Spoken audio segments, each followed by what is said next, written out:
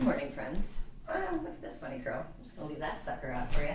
Okay, we're gonna do a couple simple spinal movements that you're very familiar with, but I want to execute them today in a way that is going to incorporate your arms and shoulders moving properly in relationship to your spine, because we need that integrated function and rhythm of everything working together, especially to protect your shoulders, neck, and head.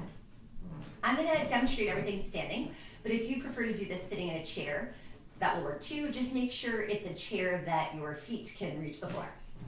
All right, if you're doing it standing with me, you want your feet parallel, hip width apart, and take a second to sense your posture. In your optimal posture, the weight of your body should rest over your heels. So if you feel like there's a lot of pressure over your toes, back that up. Okay, starting out with flexion and extension. Let's leave your arms hanging so we don't have to worry about your shoulders just yet. Let's get the rhythm of the breathing. I want you to take an inhale before you start. When you exhale, you're going to drop your chin and curl your upper spine enough that you're looking at your feet. Then as you inhale, you're going to come back up, go past where we started, and lift your chest and chin to look up at the ceiling. Let's do that again. As you exhale, imagine you were deflating. So we're just letting all of the air out of you. You sink down slightly.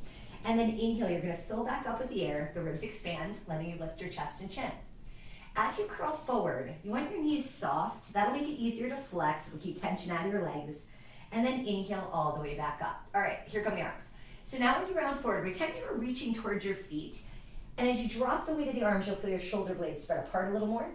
Then as you inhale, you're going to come back up. I'm going to have you bend your elbows out wide to the side, pulling your shoulder blades back as you lift your chest. Reach down towards your feet as you curl your upper spine, exhaling. And then inhale, feel that great expansion of the ribs and the shoulder blades pulling back to lift the chest. Exhale, curl forward. When the shoulder blades spread, you'll feel the spine bend more right in between them. And then inhale all the way up. Twice more like that. When you exhale, you'll feel the abs draw in slightly to support your back. And then inhale up. Remember that curl? It sucks. It just keeps poking me in the eyeball. Exhale down. And inhale all the way back up. All right, we're going to take a pause so I can get that sucker out of my face. Thank you for waiting there for me. Now let's go into a rotation of your spine. So again, just getting the spine going first. Let's put your fingertips together, elbows out. That'll just give you a stable shoulder blade. All right, you're gonna start a little rotation side to side. When you're standing, your pelvis can definitely rotate with you. I want you to minimize that. In fact, I'm just gonna tuck up a little so you can see the separation. I want your hips to stay pretty squared off towards the front and let the bulk of the twist come from your upper body. So the rib cage, the chest, the neck, and the head. And just kind of feel what a natural range of motion is without a lot of effort. Try one more to each side. Notice I haven't said anything about your breathing. Of course, keep breathing, but I wasn't really worried about the rhythm. Now, let's take your arms out to the side. So your arms already will feel like a heavier load for your body to hold. And I want you to carry those arms just a little forward of the shoulders like that. Now when you exhale, you're gonna rotate again, but I want you to bend your back elbow, drawing it back like you're poking someone behind you. And then inhale as you come back to the center. Switch sides every time. Exhale as you pull back. Inhale back to the center. I'm going to do it side facing to you. So when you turn, that action of pulling the elbow back will engage all of the muscles around the shoulder blade in a way that kind of makes it feel like it's gluing the shoulder blade more firmly against the back of your ribs. Exhale as you twist. Inhale back to center. Let's do that 4 more times. Rotate and reach. And if the weight of your arms feels like too much for your shoulders, just go back to the other version, but still have the emphasis on the elbow coming back to lead the movement. 1 more time. Roll it back and back to the front.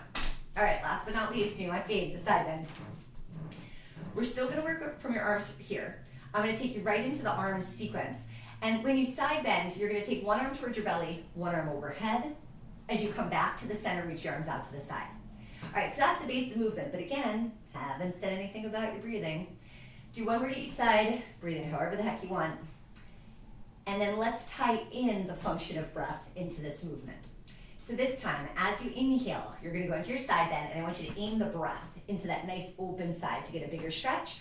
Exhale, come back to the center. Inhale, reach to the other side, and exhale back to the center. Root down into the foot you're stretching away from, and back to center, and inhale over. And so now your shoulder blades are rotating up and down.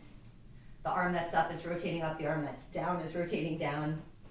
And that's helping you get a deeper side bend on the working side and therefore much more expansion. So if you have trouble with your breathing, this version of this move is great to open up that space in the sides of your ribs.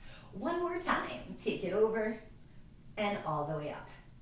All right, that's it for today. I'll see you tomorrow.